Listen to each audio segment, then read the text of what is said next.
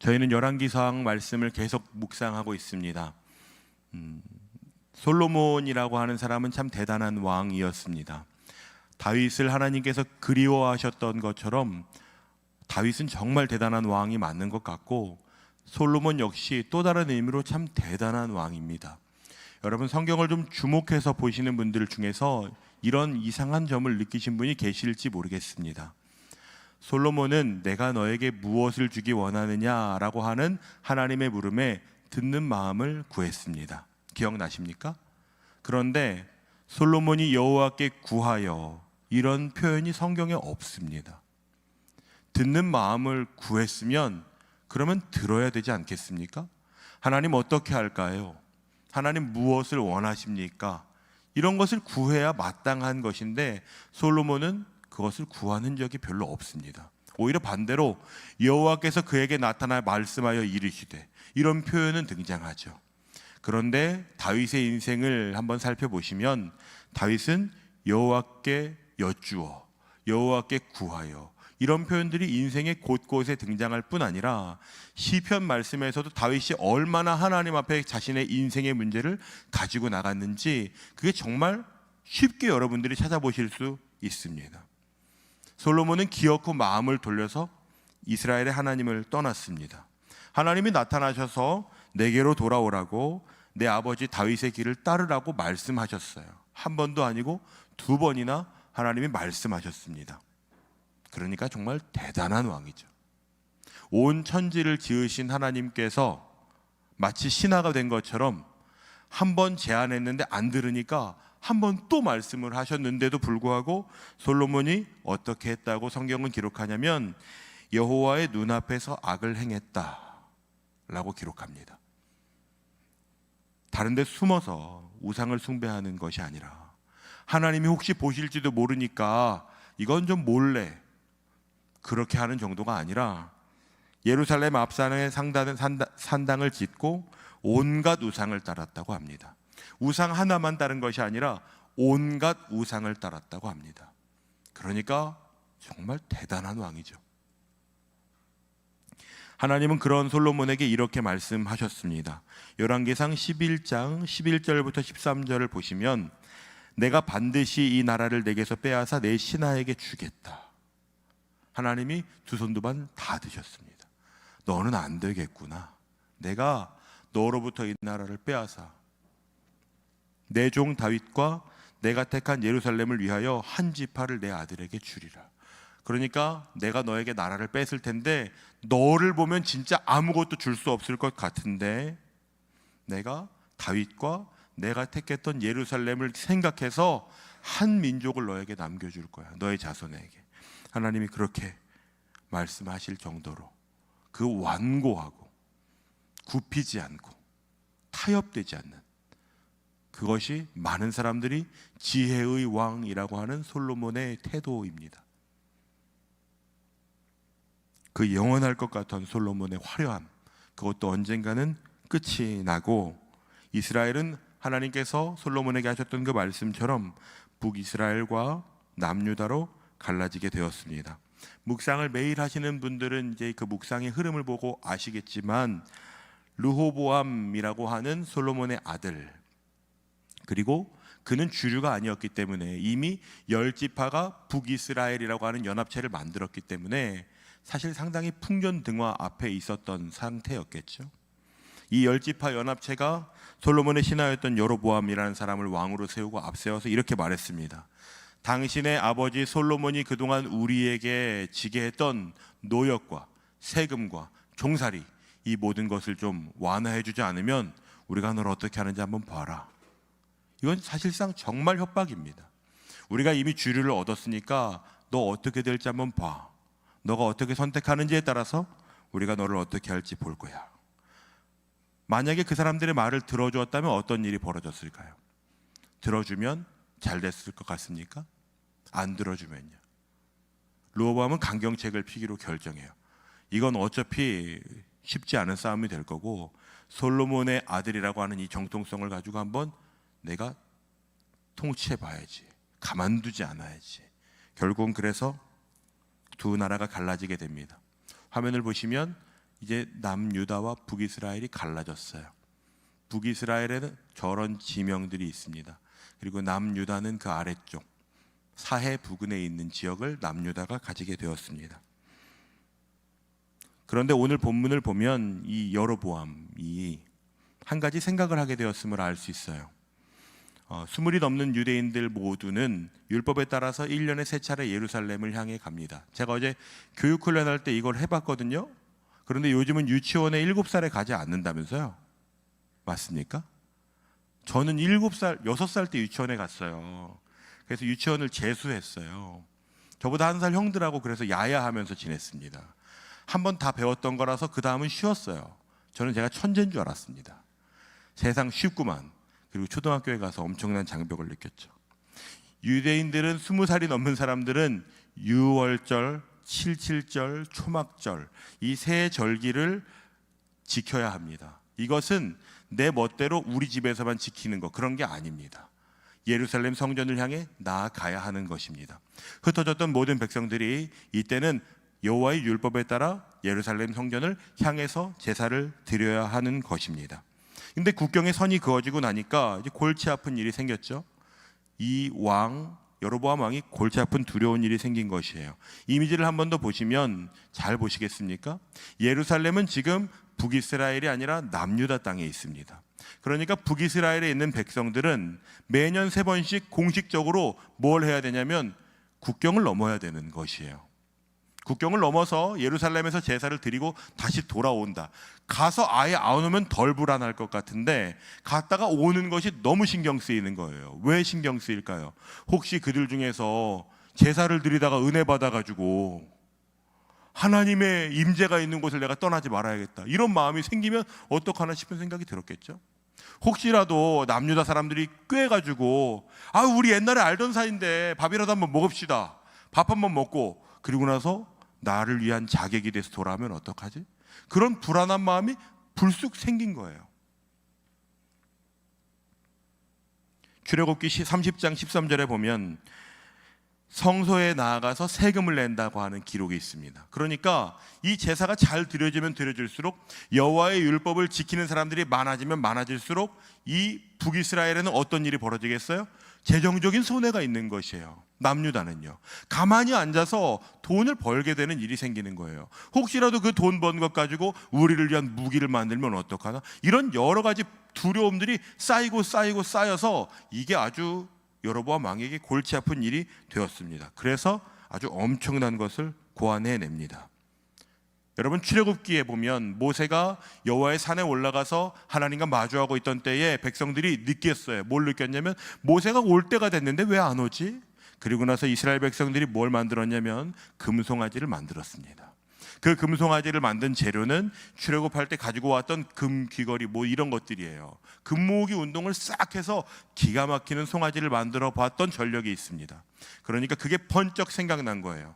여러분, 따라 하더라도 절대로 따라하지 말아야 될 것들이 있습니다. 회사에 가면 누군가가 만들어 놓은 파일이 이거 진짜 안 될 것 같은데 싶은 것들이 있는 경우가 있죠. 전임자가 인수인계라고 해놨는데 그 파일이 상당히 섬뜩할 수 있습니다. 잘하면 감옥에 갈지도 모르는. 그럼 그거 어떻게 해야 됩니까? 내가 그 길을 가지 말아야 되죠. 여로보암 왕이 금송아지를 만들었습니다. 오늘 본문에 2마리를 만들었다고 해요. 기가 막히게 만들었겠죠.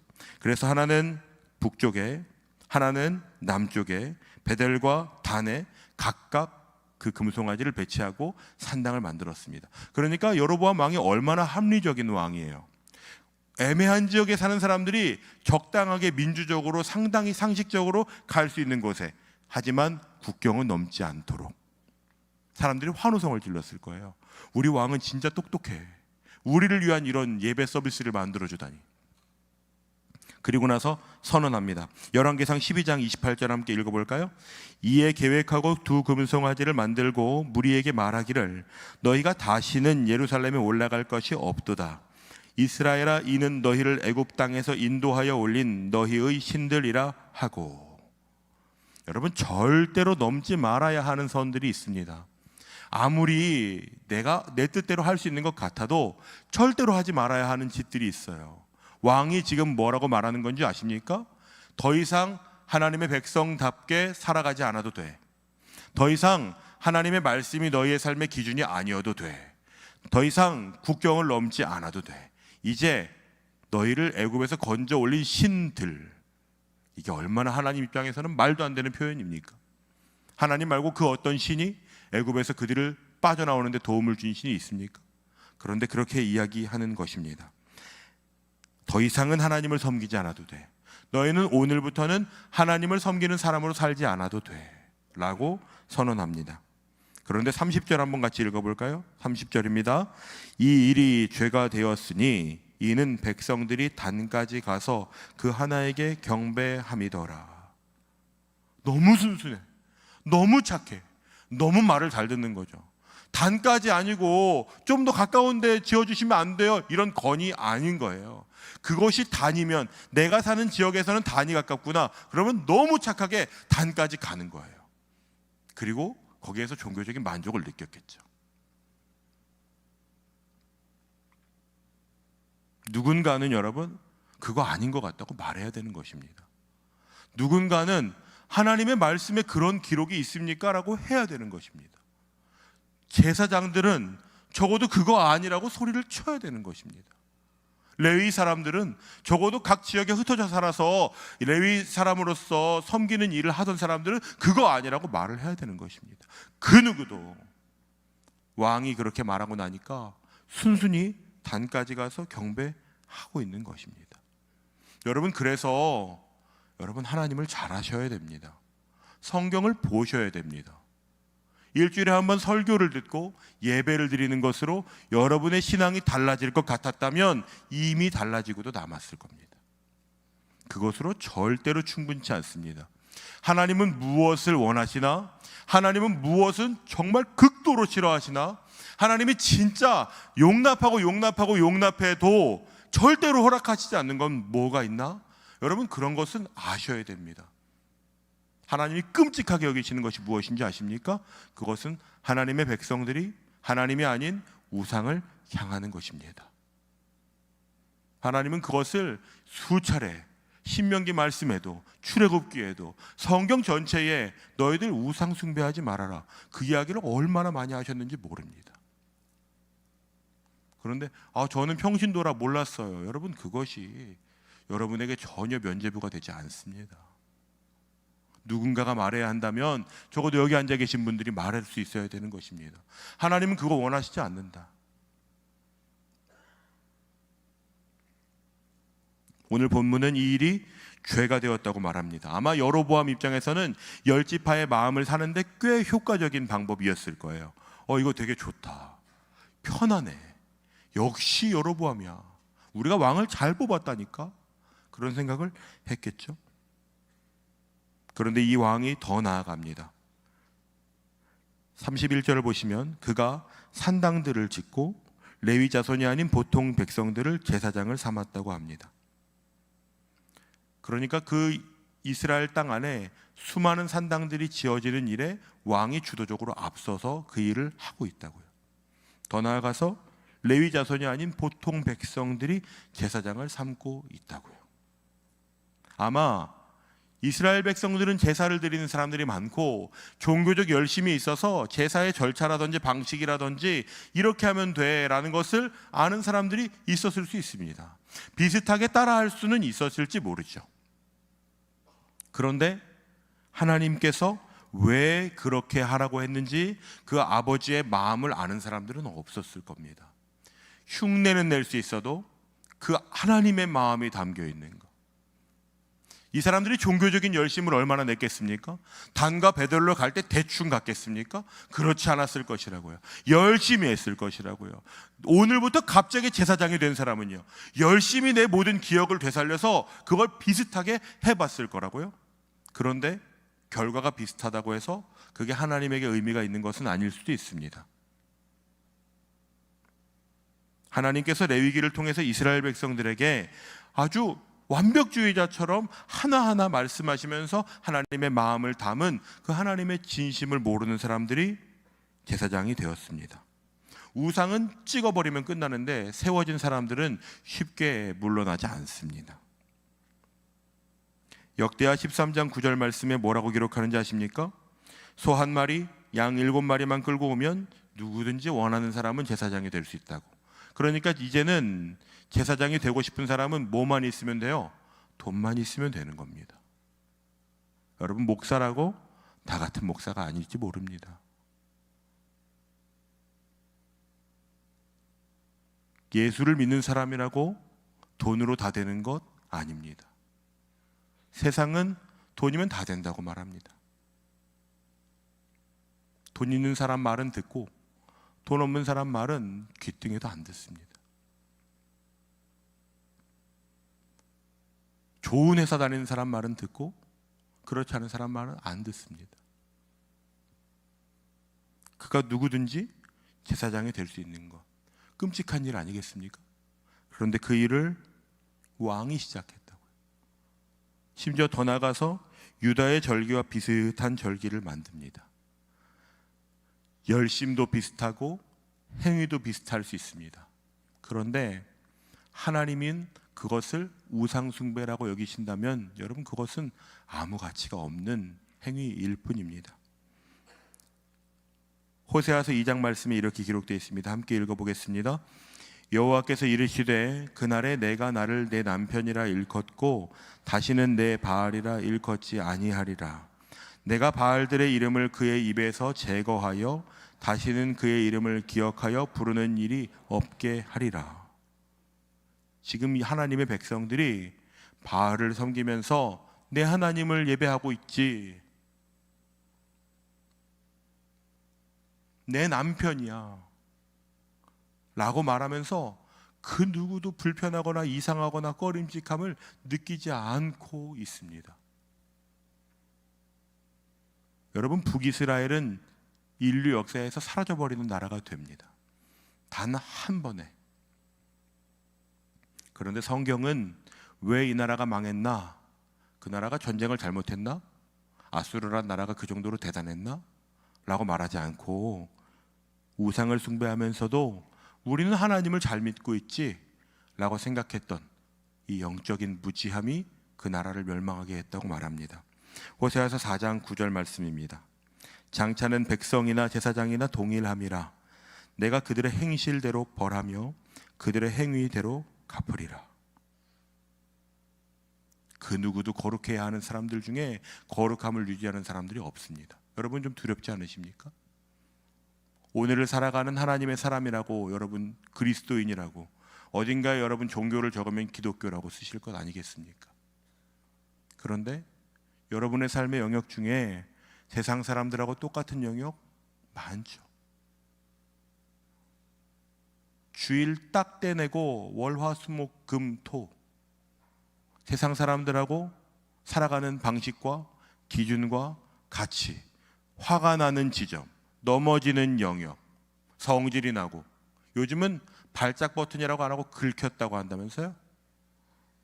내 마음에 긁히는 지점, 이 비그리스도인들하고 똑같은, 근데 괜찮으시잖아요. 사는데 별로 어려움 없으시잖아요. 사람들로부터 좋은 사람들이라고 평가받잖아요. 하나님께서 우리를 행위대로 갚으시면 여러분 어떤 일이 일어나실 것 같습니까? 제가 괜히 여러분들을 불편하게 겁주는 것 같습니까? 저는 두려운 마음이 들었습니다. 목사라고 하면서 매주마다 설교하는 삶을 살면서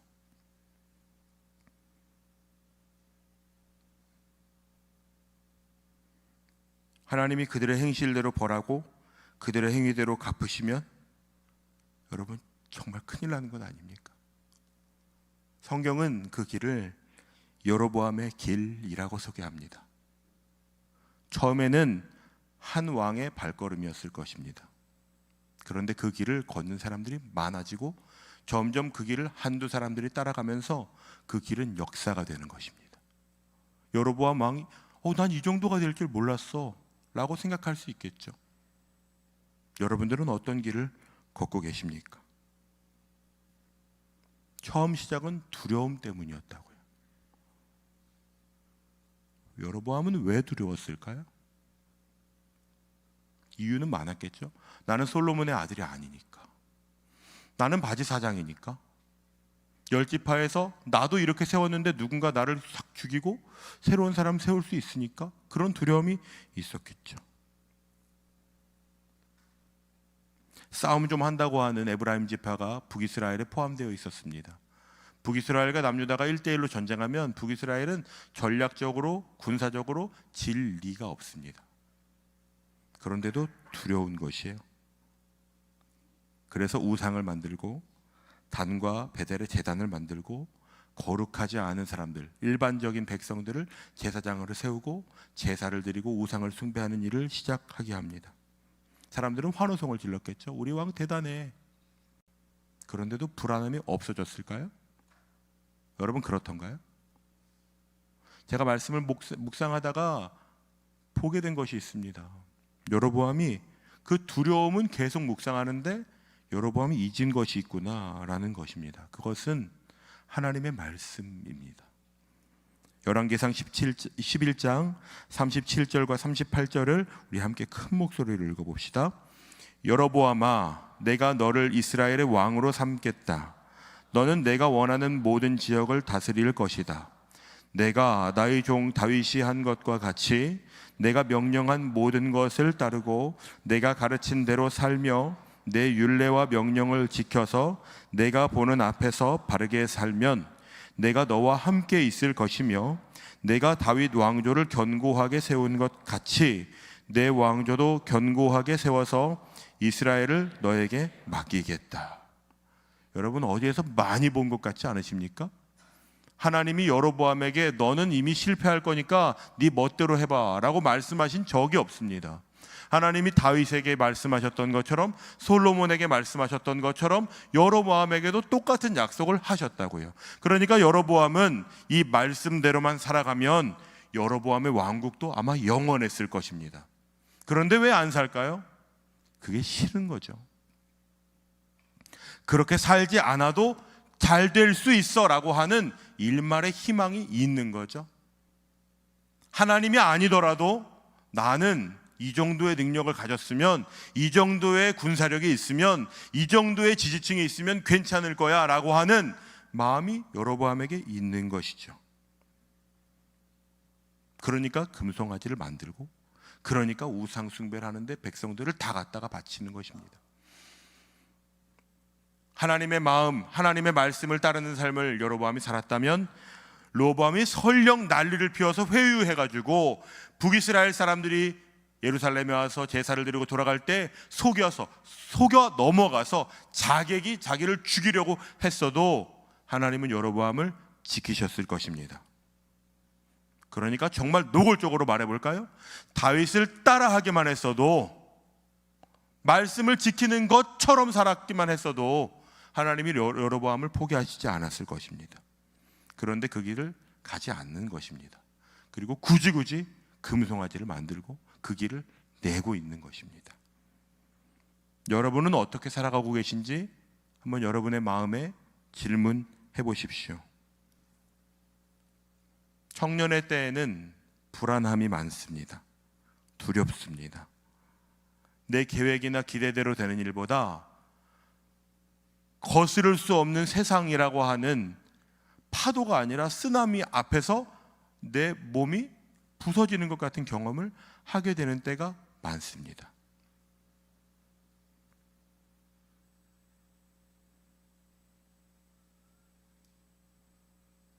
그때 우리는 통상 과거의 내 기억을 끄집어냅니다. 내가 아는 사람, 그 사람이 어떻게 했었더라? 내가 옛날에 이런 어려움이 있었을 때 내가 어떻게 했었더라? 그래서 그것을 끄집어내서 그걸 되새김질해요. 상처를 끌어올려서 그것을 묵상해요. 그것과 씨름합니다.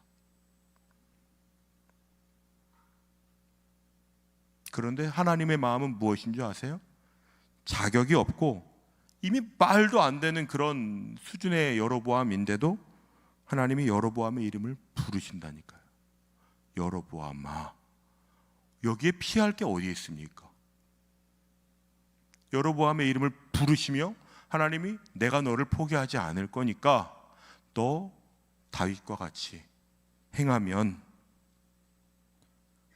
내 과거의 경험이나 내가 어떻게 했었지라고 하는 기억이나 세상의 사람들이 어떻게 하더라라고 하는 주류의 반응들이 아니라 하나님의 사람 다윗은 어떻게 했었지를 다시 기억하는 삶을 살아가는 것. 오늘 하나님이 그런 여러분의 이름을 부르십니다. 다윗은 어떤 사람이었는지 아십니까? 평생을 두려움 때문에 씨름한 사람이었습니다. 저는 하나님 나라에 가서 제가 만약 다윗을 만난다면 다윗에게 진짜 달려가서 안아주고 싶어요. 얼마나 두려웠는지. 다윗은 그런데 그 두려움 때문에 무엇을 한 사람인 줄 아세요? 그것 때문에 하나님께 가본 사람이에요. 겁이 나고 두려워서, 와, 나 진짜 아무것도 할 수가 없다. 그래서 여호와의 임재가 어디에 있더라를 찾는 사람이라고요. 하나님은 어디에 계시더라를 찾는 사람이라고요. 내가 주의 날개 그늘 아래 숨어서 주의 인자와 진리를 의지할 거야. 이런 삶을 살아보려고 한 사람이라고요. 그런데 여러분, 왜 어려운 일이 생기면 교회를 쉬셔요? 왜 어려운 일이 생기면 묵상을 가장 먼저 접으시냔 말이에요. 왜 어려운 일이 생기면 바로 술 한잔 때려버리냐고요. 왜 그렇게 사시는 거예요 도대체? 그 길이 여로보암의 길이라는 걸 여러분 모르셔서 그 길을 갑니까? 그래도 될 것 같은 마음이 우리에게 있는 것이잖아요. 하나님이 오늘 여러분의 이름을 부르실 때 여러분의 이름을 거기 한번 넣어보시지 않으시겠어요? 하나님이 여러분에게 저렇게 말씀하신다면 여러분의 이름을 한번 저 앞에 놓고 이번 한 주간 좀 살아보시죠. 한번 이름을 좀 넣어서 불러보면 좋겠습니다. 준비되셨어요? 립싱크할 생각하지 마시고 하나님이 여러분의 이름을 부르실 때 따뜻하게 부르시겠지만 세상에서 여러분이 들어본 적 없는 명료하고 분명한 말로 여러분의 이름을 부르실 것이에요. 그래서 그 이름을 부르실 때 여러분 그 끝에 네 주님 제가 그렇게 살겠습니다. 그 반응이 필요합니다. 이 시간 함께 여러분의 이름을 넣어서 한번 큰 소리로 불러보시겠습니다. 준비 시작. 서거나 내가. 여러분 이 정도로 되겠습니까? 한 주 동안 여러분 만만한 곳에서 사세요? 저는 안 그런데. 서거나. 다시 한번 불러봅시다. 준비 시작. 서거나 내가 대종 다윗이 한 것과 같이 내가 명령한 모든 것을 따르고 내가 가르친 대로 살며 내 율례와 명령을 지켜서 내가 보는 앞에서 바르게 살면 내가 너와 함께 있을 것이며 내가 다윗 왕조를 견고하게 세운 것 같이 내 왕조도 견고하게 세워서 이스라엘을 너에게 맡기겠다.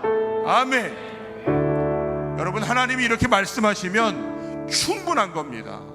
다른 금송아지가 여러분 금개구리도 없는 것입니다. 하나님이 저렇게 약속하셨다면 내 실력이 아니라 내가 저렇게 살겠다고 결단하면 하나님이 그것을 이루어 가실 것입니다. 그 일을 함께 걸어가 보시지 않으시겠습니까? 포기하고 싶을 때 불안해서 근심이 돼서 나의 한계가 느껴져서 그래서 하나님을 예배하는 자리로 나아가 보는 사람, 그래서 말씀을 뒤적뒤적 거려보고 목회자들한테 전화해서 저 이거 무슨 말인지 모르겠는데 좀 도와달라고, 누군가에게 나를 위해 좀 기도해줘, 나 진짜 그 말씀대로 좀 살아보려고 하니까. 여러분 그 길을 함께 좀 가보실 분들 계시면 자리에서 일어나서 우리 함께 좀 결단하시죠. 누군가 저한테 묻습니다. 매주 결단하는 거 좀 지겹습니다. 저도 지겨워요. 안 되는데 어떻게? 저도 좀 한 번의 결단으로 잘 살아보고 싶어요. 안 돼요. 안 돼요. 그래서 저희는 다시 그 길을 걸어가 보기로 마음 먹고 약속하는 겁니다. 함께 시간 기도하실 때 주님 제가 그 길을 향해 걸어가겠습니다. 내가 원하는 방식이 아니라 하나님께서 명령하신 대로 하나님의 말씀이 가라 하시는 길을 향해 나아가고, 너 거기서 멈춰 하시면 멈춰서서 어디로 가야 하죠? 주님 길을 잃어버렸습니다. 무릎 꿇고 그곳에서 하나님을 예배하는 삶, 그 삶을 향해 우리 함께 좀 나아가실 때 주여 한번 부르짖고 여러분의 삶을 주님 앞에 드리며 함께 결단하며 기도함으로 나아가시겠습니다. 주여